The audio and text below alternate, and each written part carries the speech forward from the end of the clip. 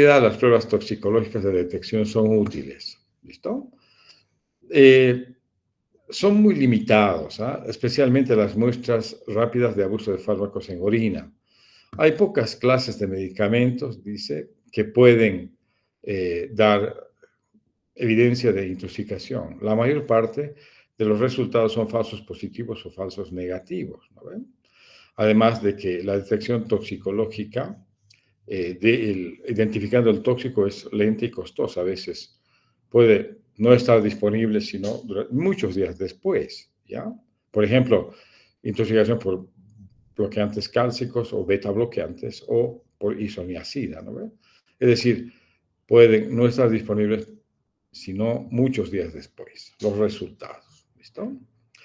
Ya, ahora, en cuanto al acetaminofeno, quizás hay que evaluar rápidamente la concentración sérica del tóxico, pero tampoco esto es muy útil. ¿Por qué? Porque a veces no todos los laboratorios tienen la determinación de la concentración, ¿no? Pero, obviamente, si hay elevadas concentraciones de acetaminofeno, hay que iniciar una terapia inmediata con acetilcisteína como antídoto, ¿ya? Ahora, en cuanto a las intoxicaciones por salicilato, metanol, teofilina, carbamazepina, litio, ácido valproico, etc., no es necesario esperar las pruebas de detección de estos compuestos, sino hay que iniciar rápidamente hemodiálisis. A veces esto define muy bien el pronóstico de lo que es un paciente, ¿no? Ahora, en general, ¿en qué nos basamos para diagnosticar la toxicidad? Uno, el examen clínico del paciente, ¿ya? Las pruebas de laboratorio de rutina, ¿estamos? Y obviamente la detección del tóxico ingerido, ¿no es cierto? Que es, bueno, concluyente, ¿ya? Estos tres componentes son suficientes como para generar un diagnóstico probable e iniciar un plan terapéutico adecuado para un paciente en caso de emergencia, ¿ya? Ahora, un método eficiente para que nosotros eliminemos rápidamente las toxinas es la hemodiálisis, ¿ya? Esto es importante saber. Ahora, la hemodiálisis sirve para intoxicaciones por una serie de fármacos, aquí están descritos, como el ácido valproico, la carbamazepina, el etilenglicol, el fenobarbital, el litio, el metanol, la metformina, el salicilato y la teofilina. La hemodiálisis está indicada en intoxicaciones por estos componentes. Ahora, la hemodiálisis no es efectiva cuando hay intoxicación por anfetaminas, antidepresivos, benzodiazepinas, ¿ya? Bloqueantes de los canales de calcio, digoxina, fármacos antipsicóticos, bloqueantes beta, propranolol y metoprolol y opioides. Muy bien. Ahora, pensar en otros métodos para la eliminación de toxinas puede ser, además de lo que hemos explicado hace un momento. Uno de ellos es pensar en la administración de antídotos, ¿ya? Es importante, pero no todo veneno tiene antídoto, o no todo tóxico tiene antídoto, ¿ya?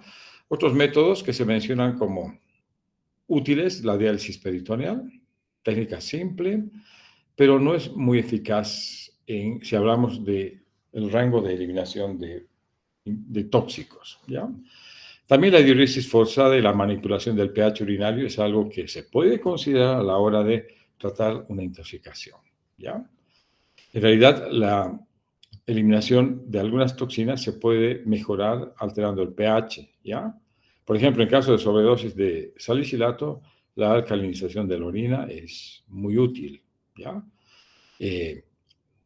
Ahora, si pensamos en intoxicación por fenilciclidina y anfetaminas, quizás la acidificación de la orina pueda aumentar la excreción de fármacos. ¿Listo? Ahora, en general, la manipulación del pH puede estar indicado en algunas intoxicaciones, no absolutamente en todas. ¿Por qué? Porque especialmente cuando hay toxicidad renal por rabdomiólisis, que acompaña a la intoxicación, puede la modificación del pH entorpecer más que ayudar la eliminación del tóxico. ¿Ya? Muy bien. Veamos estos síndromes tóxicos comunes. ¿Listo? Vamos a ver, de acuerdo a frecuencia, cuáles son los fármacos involucrados en esta toxicidad. El primero que se describe es el acetaminofén. ¿Ya? Este es un medicamento implicado en intentos de suicidio y envenenamientos accidentales. ¿Ya? Sabemos nosotros que el acetaminofeno es un analgésico antipirético, ¿no? ¿Ya? La ingestión aguda de más de 100 a 200 miligramos kilogramo en niños o 7 gramos en adultos se considera potencialmente tóxica. ¿Ya? A un principio no hay gran cantidad de síntomas, es casi inaparente, digamos, el impacto a nivel orgánico. Hay malestar gastrointestinal muy leve o pocos síntomas. Pero después de 24 a 36 horas hay una insuficiencia hepática fulminante. ¿Ya? Y esto se expresa como acidosis metabólica, hipoglicemia y encefalopatía. Y esto obviamente es altamente letal. ¿Ya? ¿Cómo se puede prevenir esto? Es midiendo las concentraciones de acetaminofeno en suero en un paciente intoxicado. ¿Ya? Si la concentración es superior a 150 miligramos, ¿ya? Litro, hasta 4 horas después de la ingestión, el riesgo de sufrir necrosis hepática es alto. ¿Ya? Por lo tanto, hay que actuar. ¿Listo? ¿Cuál es el antídoto? Este sí tiene antídoto y el antídoto es la acetilcisteína. ¿Ya? La acetilcisteína actúa como un sustituto del glutatión, neutraliza el efecto tóxico y mejores resultados tiene la acetilcisteína si es que se administra dentro de las 8 a 12 horas posteriores a la sobredosis. ¿Ya? Mientras más pronto, mejor. Otro síndrome tóxico identificado es intoxicaciones por ácido acetilsalicílico. Ya es una causa mucho menos frecuente, sobre todo en infantes, y el primer signo que se detecta es la hiperventilación y la alcalosis respiratoria. Luego le sigue la acidosis metabólica y un aumento de la brecha aniónica, ¿no? Por la acumulación de lactato. ¿Ya? Entonces, ¿qué es lo que hay que hacer? Primero hay que hacer una desintoxicación intestinal agresiva, ¿ya? Y que incluye lavado gástrico, administrar gran cantidad de carbón activado y algunas veces se considera la irrigación intestinal total. También los líquidos intravenosos se utilizan para reemplazar las pérdidas de líquidos ocasionados por la taquipnea, vómitos y fiebre, ¿ya?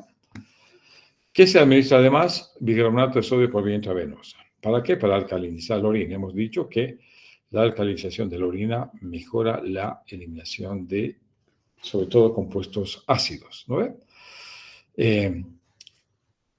En casos de intoxicación grave, ¿ya? Cuando hablamos de acidosis grave, coma y altas concentraciones de salicilato, se recomienda hacer hemodiálisis de emergencia, ¿ya?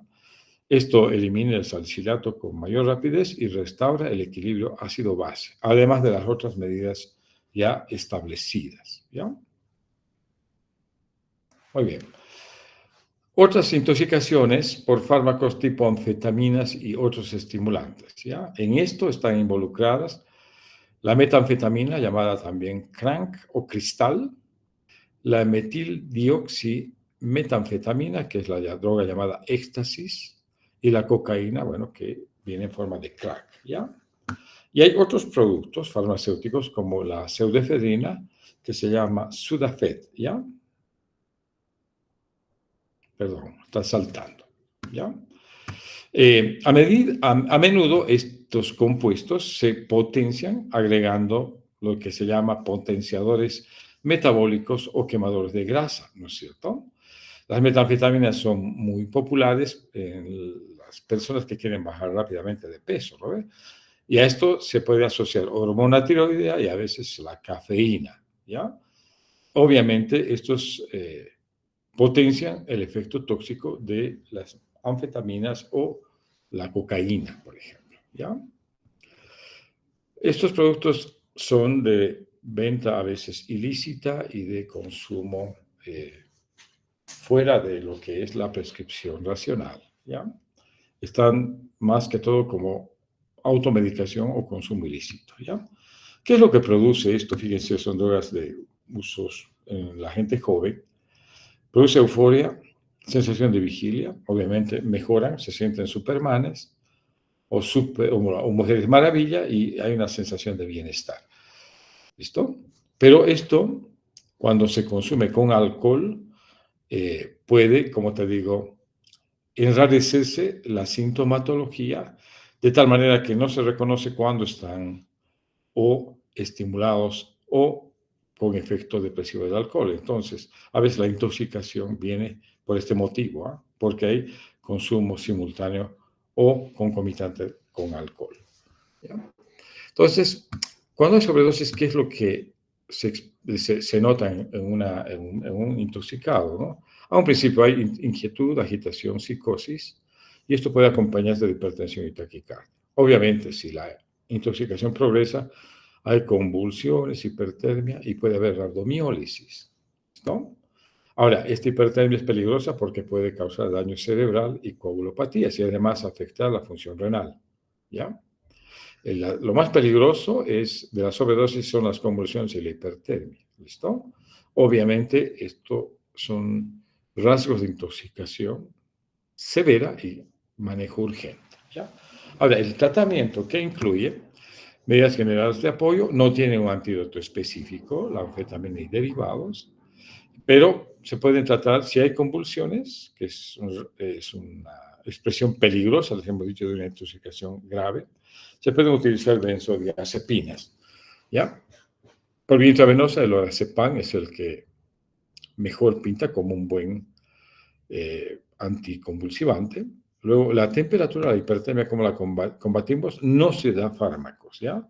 Se da medios físicos. Hay que rociar con agua tibia y enfriar el cuerpo por ventilación, ¿listo? Evaporación y ventilación. ¿Estamos? Ahora, si hay parálisis neuromuscular, obviamente se puede combatir esto con becurunio, que es un relajante muscular que suprime rápidamente la actividad, ¿ya?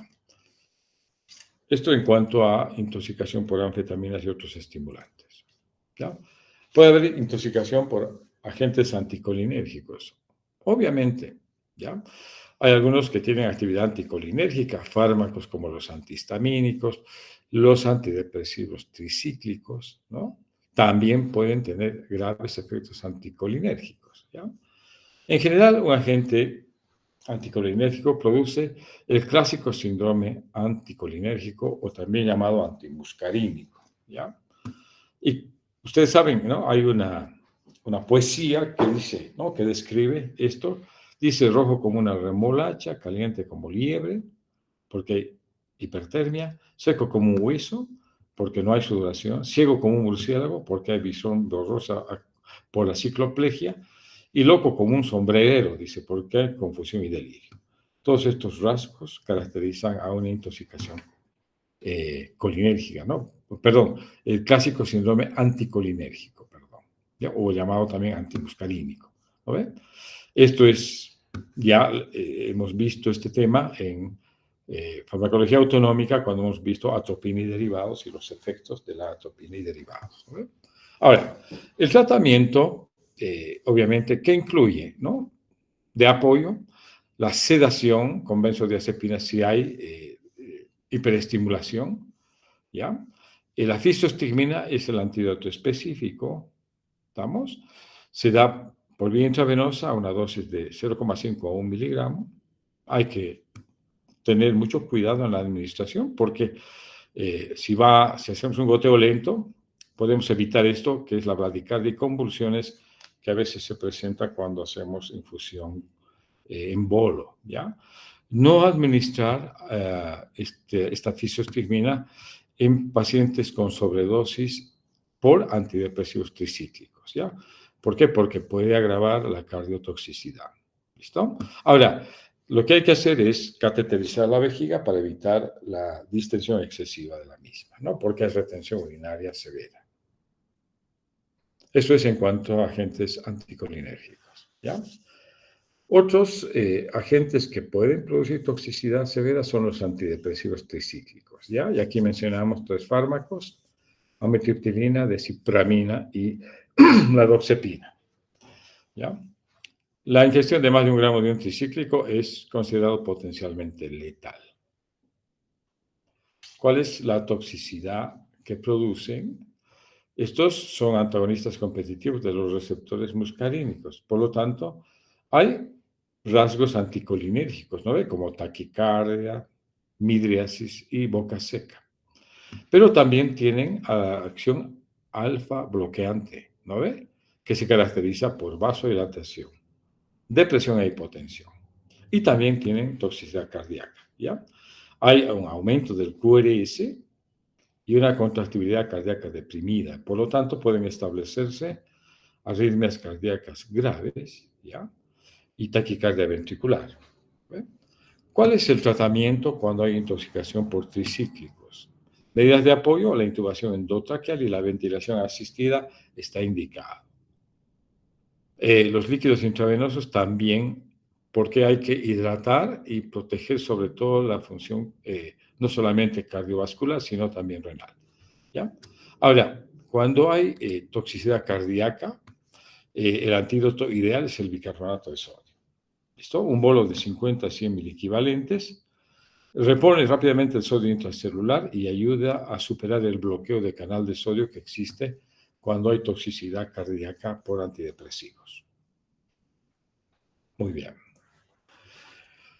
Los inhibidores de la monoaminoxidasa hemos visto que son antidepresivos también. Estos son antiguos, como la tranilcipromina y la fenilcina, y los más recientes no necesariamente corresponden a este grupo, pero son antidepresivos recientes como la fluoxetina, paroxetina, citalopram y venlafaxina. Son inhibidores de la recaptación de serotonina, ¿ya? Son inhibidores selectivos. Estos inhibidores de la MAO, como la tranilcipromina y la fenilcina, pueden causar reacciones hipertensivas severas, sobre todo cuando se toman con alimentos o fármacos con los que interactúan, ¿ya?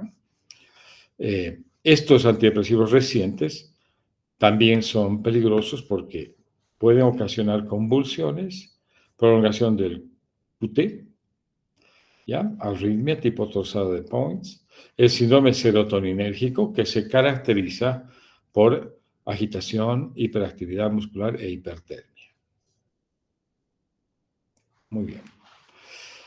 Los antipsicóticos, ¿ya? Hay los más antiguos, que son las fenotiazinas y las butirofenonas, y los más recientes llamados atípicos. ¿Qué toxicidad puede darte los antipsicóticos? ¿Ya? Causa una depresión severa, también inducen convulsiones e hipotensión, ¿ya?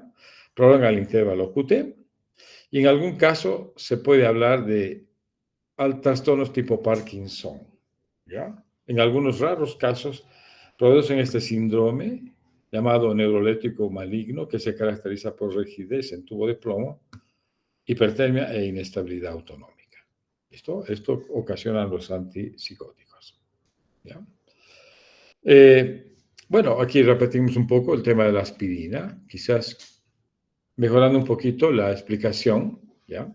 Hemos dicho que después del acetaminofeno es la segunda causa de intoxicación por medicamentos, ¿no es cierto? Accidental, ¿ya? Es generalmente porque a veces los niños están descuidados y tienen al alcance estos compuestos, o los adultos o los ancianos que se olvidan de su dosificación y pueden consumir cantidades excesivas, ¿ya? Entonces, puede haber sobremedicación crónica en estos casos. Lo cierto es que la ingestión aguda de más de 200 miligramos kilogramo peso produce toxicidad. Ya el primer signo de toxicidad, hemos dicho, hiperventilación y alcalosis respiratoria, y después sigue una acidosis metabólica e hipertermia severa. ¿Ya? ¿Estamos? Esto es el primer signo de toxicidad, ¿no? Hay vómitos, hipernea, hipertermia y grave deshidratación. Ahora, cuando ya es muy severa la intoxicación, se establece acidosis metabólica profunda, alteraciones en el sistema nervioso central como convulsiones, coma, y a nivel cardiovascular puede haber descompensación hemodinámica con edema pulmonar y colapso cardiovascular, ¿no? ¿Cuál es el tratamiento? Hemos dicho. Primero, hay que sacar el tóxico del estómago, lavado gástrico, hay que dar carbón activado porque disminuye la absorción, considerar la irrigación intestinal total y hay que dar gran cantidad de líquidos para reemplazar pérdidas, ¿no ven? ¿Ya? Eso en caso de intoxicación leve. Ahora, en caso de intoxicación moderada, ya administrar bicarbonato de sodio por vía intravenosa para alcalinizar la orina y promover la excreción de salicilato. Ahora, en casos de toxicidad grave, además de todo esto, agregar hemodiálisis. ¿Listo? Esto elimina más rápidamente el salicilato y restaura el equilibrio ácido-base. Los beta bloqueadores, ¿ya? Hemos visto también en la farmacología autonómica varios de estos que tienen aplicación a nivel cardiovascular, ¿no? Estos fármacos, el propranolol y derivados, tienen acciones sobre receptores beta 1 y beta 2. Especialmente el beta bloqueador más tóxico es el no selectivo llamado propranolol, ¿no? ¿Ya? 2 a 3 veces su dosis puede causar toxicidad muy grave. ¿Cómo se manifiesta la toxicidad por beta bloqueadores? ¿Ya? Entonces, primero, la bradicardia y la hipotensión son las más comunes, ¿ya? Y además se establecen convulsiones y el bloqueo de la conducción cardíaca. En el electrocardiograma esto se manifiesta como un QRS muy ancho, ensanchado. Algunos beta bloqueantes que tienen acción agonista parcial pueden causar lo contrario, taquicardia, ¿ya? E hipertensión. Pero estamos hablando de bloqueantes beta que sin efecto agonista. El tratamiento con beta bloqueadores, primero, apoyo general y medidas habituales para mejorar la presión arterial, la frecuencia cardíaca. Especialmente los líquidos intravenosos cumplen este propósito, ¿ya? Y obviamente necesitamos beta-agonistas. Sí, hay que utilizar beta-agonistas y también utilizar la atropina. Muy importante es administrar el glucagón, ¿ya? Es un antídoto útil, ¿ya? Las dosis sobre todo la intoxicación cardiovascular mejora con la administración de glucagón porque aumenta la frecuencia cardíaca, sobre todo, y la presión arterial también. Ya las dosis están explicadas acá, 5 a 20 miligramos por vía intravenosa. ¿Ya? El antídoto en intoxicación por beta bloqueadores. Vamos a ver otros compuestos que son también de uso vascular, cardiovascular, como los bloqueantes de los canales de calcio. ¿No es cierto? Existen bloqueantes de los canales de calcio donde están las dihidropiridinas, las benzodiazepinas y los de acción mixta, ¿no es cierto? Vamos a ver algunos de estos que tienen efectos graves cuando se sobredosifica, ¿ya?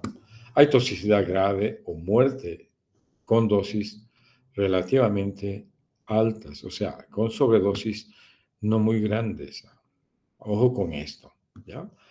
¿Qué es lo que ocasionan a nivel cardíaco sobre todo, ¿no? Lentificación de la conducción auriculoventricular y reducen la automaticidad. Por lo tanto, del nudo sinusal, reducen el gasto cardíaco y la presión arterial, ¿ya? Hay hipotensión grave, especialmente con la nifedipina y derivados, ¿no ven? Nifedipina, nitrendipina, nimodipina, nicardipina son antagonistas cálcicos de este grupo, las dihidropiridinas, ¿ya? Obviamente, el tratamiento hay que hacerlo rápidamente. Uno es irrigación intestinal completa, ¿ya? Utilizar carbón activado lo antes posible y administrar calcio, ¿ya? Por vía intravenosa en una dosis de 2 a 10 gramos. Antídoto útil para revertir la contractilidad cardíaca deprimida, ¿ya? Y otras medidas importantes es administrar insulina en dosis elevadas, ¿ya? ¿Por qué? Porque el bloqueo de los canales de calcio afecta a los islotes pancreáticos y por lo tanto puede establecerse grave hiperglicemia por no secreción de insulina. Entonces, en estos casos, la administración de insulina ayuda para mejorar el control de la glicemia. Bueno, esto vamos a repetir un poquito. Hemos visto que la intoxicación por gases, el monóxido de carbono es un gas tóxico, ¿ya?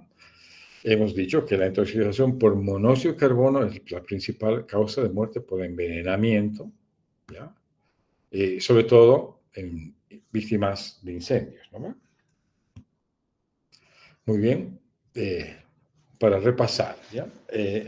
Vamos a ver los inhibidores de la colinesterasa. Estos sí son de relativamente frecuentes intoxicaciones en el Valle Alto, sobre todo en el área rural, ¿ya?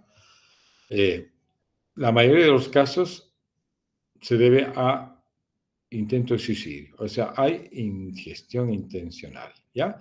Pero en algunos otros se puede ver por accidentes de trabajo, ¿ya? Ahora, ¿qué pasa cuando hay hiper o inhibición de la colinesterasa, que es la enzima que metaboliza la acetilcolina, disminuyendo la descarga o la actividad colinomimética? ¿Ya?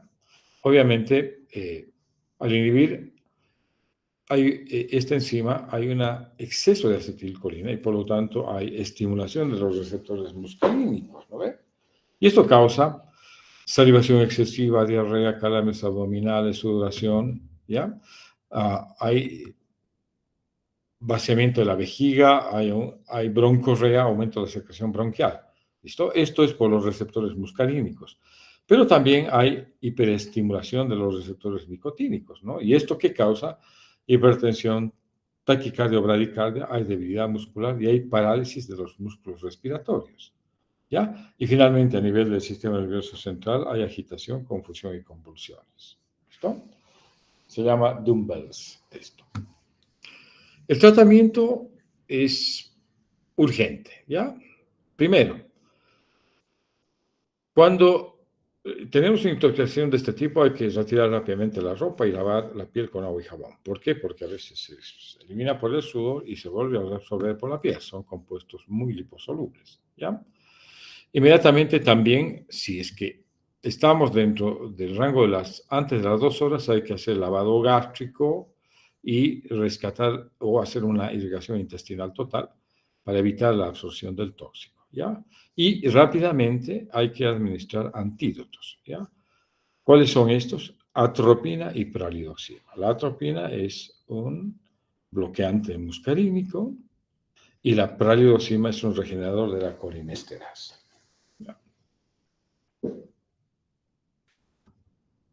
Muy bien. El cianuro, ya lo hemos mencionado también, ¿ya? Son productos químicos altamente tóxicos, ¿no? Especialmente el cianuro de hidrógeno, donde se produce en la quema de plásticos, lana y otros productos sintéticos. También se libera después de haber consumido plantas como la mandioca, las semillas de manzanas, el durazno y el albaricoque, tiene compuestos ciánicos, ¿ah? Este cianuro se une fácilmente a la citocromoxidasa e inhibe la utilización de oxígeno por la célula y obviamente conduce a que hay hipoxia celular y acidosis láctica. ¿Listo? ¿Cuáles son los síntomas de intoxicación por cianuro? Dificultad para respirar, agitación, taquicardia, convulsiones como muerte y una gran acidosis metabólica. Y el tratamiento obviamente incluye primero administración rápida de carbón activado, medidas generales, una adecuada hidratación y, bueno, a veces hay kits de antídoto convencional, ¿no? Que incluyen formas de nitrito, ¿ya? Muy bien.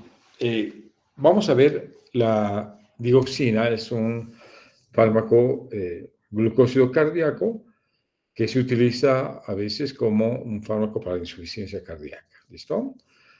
Puede haber toxicidad, sí, por acumulación de digoxina.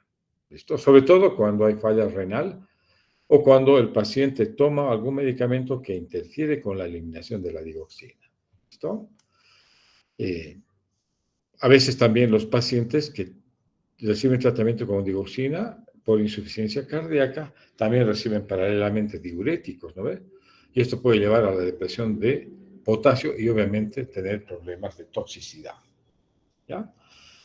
¿Cuáles son los síntomas? Hay vómitos, hipercalemia, ¿ya? Y sobre todo por una sobredosis. Y también puede haber hipopotasemia como resultado de un tratamiento diurético a largo plazo, ¿no es cierto? ¿Qué es lo que produce la intoxicación por digoxina? Trastornos del ritmo cardíaco, ¿ya? Bradicardia sinusal, bloqueo auriculoventricular, ¿ya? Puede haber un ritmo de riñón acelerado, puede haber latidos ventriculares prematuros, taquicardia ventricular y otras arritmias, ¿listo? El tratamiento, ¿cómo se enfoca? Primero, dar atropina para revertir la bradicardia, ¿no es cierto? El bloqueo auriculoventricular, que es lo que más preocupa. Y también se debe conseguir la administración de anticuerpos antidigoxina por vía intravenosa, ¿ya? Estos neutralizan muy bien el efecto tóxico y el paciente mejora generalmente dentro de los primeros 30-60 minutos después de su administración. Son muy eficaces estos anticuerpos. Muy bien, vamos a ver el etanol y algunos sedantes hipnóticos, ¿ya? Hemos visto, son depresores del sistema nervioso central y la depresión a un principio ocasiona un estado eufórico, pues el borracho es ruidoso, ¿no es cierto? ¿Ah? Empieza a estar muy alegre, el tímido empieza a ser ya no muy tímido, el que no hablaba nunca ya empieza a hablar, ¿no es cierto? Y los medio silenciosos empiezan a ser muy bulliciosos, ¿no ve? Pero si esto evoluciona, va al estupor y al coma y quedan inconscientes, ¿ya? Obviamente, los niveles de etanol en sangre mayores a 300 miligramos por decilitro causan un coma profundo, ¿ya? Los pacientes con sobredosis suelen estar profundamente comatosos durante 3 a 4 horas, pero a veces se despiertan y rápidamente recuperan el estado de conciencia, ¿no? Si es que obviamente no se mueren o se broncoaspiran. El tratamiento, ¿cómo se enfoca? La intoxicación por etanol y algunos sedantes hipnóticos. Primero, proteger la vía respiratoria y el estado ventilatorio. ¿Listo? ¿Ya? Vía aérea permeable y ventilación. Luego, administrar líquidos intravenosos para combatir la hipotensión. ¿Ya? Ahora, si hay tendencia a la hipotermia, hay que calentar el cuerpo. ¿Ya? Y en algunos casos hay que administrar dopamina. ¿Listo? Ahora, en los pacientes con sobredosis por benzodiazepinas, ¿no? Se debe considerar la administración del flumazenil, ¿ya? Obviamente hay que hacerlo con precaución para evitar la aparición de convulsiones, ¿listo? Un ratito, ¿ya? Porque el flumazenil puede precipitar convulsiones, ¿listo? Ahora, específicamente no hay antídoto para el etanol y los barbitúricos tampoco tienen un antídoto, pero se puede mejorar la respuesta del paciente, el manejo del paciente con medidas como mejorar la ventilación, dar oxigenoterapia, dar una buena hidratación parenteral, hay que proteger que no haya hipotermia, ¿estamos? Y mejorar sobre todo el equilibrio ácido-base. Muy bien. El etilenglicol y el metanol, ¿ya? Son, mira, peligrosos depresores del sistema nervioso central, ¿ya? Inicialmente, el sujeto intoxicado por etilenglicol o metanol padece borracho, pero después aparece acidosis metabólica, hiperventilación y alteraciones del estado mental. ¿Bien? Puede haber alteraciones visuales que van desde la visión borrosa hasta la ceguera, sobre todo con el metanol. ¿Ya? Ahora, el fomepisol puede bloquear el metabolismo del etilenglicol, ¿ya? Y obviamente el etanol es el antídoto más eficaz para las intoxicaciones por metanol. ¿Estamos? Pero obviamente el riesgo es alto, digamos, de secuelas graves, ¿ya? Veamos el hierro y otros metales. El hierro es, ustedes saben, es un componente de la hemoglobina y es útil cuando hay una administración adecuada dentro de los parámetros normales, pero en algún momento puede ser peligroso cuando está al alcance de los niños y hay intoxicación o envenenamiento. ¿Ya? Fíjate, dice tan solo 10 a 12 multivitaminas que se da a la madre puede causar una enfermedad grave en un niño pequeño. O sea que ojo con esto, a no dejar al alcance de los niños. ¿Ya? Muy bien. Ahora, ¿cuál es el manejo de intoxicación por hierro? Hemos dicho, ¿no ve? La deferoxamina y el deferasilox. ¿Ya? Son quelantes del hierro. Y medidas generales, obviamente. ¿Ya? Y bueno, esto es algo ya un misceláneo, digamos. Las mordeduras de la serpiente cascabel rara vez son fatales, dice. Un 20% no envenena gravemente, pero el 60% hay peligro de causar morbilidad, ¿ya? Hay dolor severo, hinchazón, hematomas, sobre todo en el sitio de la mordedura, ¿ya? Ampollas hemorrágicas y, obviamente, cuando hay efectos sistémicos, ¿no? Se establecen náuseas, vómitos, fasciculaciones musculares, hormigueo, coagulopatía sistémica y disminución de las plaquetas, ¿ya? ¿Cuál es el tratamiento para una mordedura accidental de serpiente de cascabel? ¿Ya? Primero, esto de incisión, succión, torniquetes, etcétera, no sirve. Olvídense. ¿Ya? Ahora, lo que hay que hacer es evitar el movimiento y utilizar el antídoto intravenoso. ¿Ya? Esto sí hay en los lugares tropicales o lugares subtropicales donde la serpiente está o vive o habita. ¿Ya? Un último fármaco que vamos a ver ahora es la teofilina. Este fármaco se utiliza para el asma bronquial. ¿Ya? Puede haber toxicidad cuando se ingiere gran cantidad de tabletas. ¿Ya? ¿Qué toxicidad la teofilina? Sobre todo estimulante cardíaco, ¿no? Como taquicardia sinusal y a veces por sobredosis se establece el temblor por teofilina. ¿Ya? Después de una sobredosis puede haber hipotensión, taquicardia, hipocaliemia e hiperglicemia. Las arritmias cardíacas se establecen y en caso de intoxicación grave puede agravarse mucho la arritmogenicidad de este compuesto. ¿Ya? La atención o el manejo del paciente incluye desintoxicación intestinal, irrigación, etc., carbón activado, administrar el propranolol y otros betabloqueantes para evitar esto, ¿no ve? La hipotensión y la taquicardia refleja. ¿Ya? Ahora, cuando hay convulsiones, utilizar el fenobarbital es mucho más eficaz en el manejo de intoxicación por teofilina. ¿Listo? Y aquí al final de las diapositivas, esto les dejo para que ustedes hagan la lectura, de que están los antídotos, ¿no? Importantes. Por un lado están los tóxicos y por otro lado están los antídotos que se deben utilizar para neutralizar el efecto del tóxico correspondiente. ¿Ya?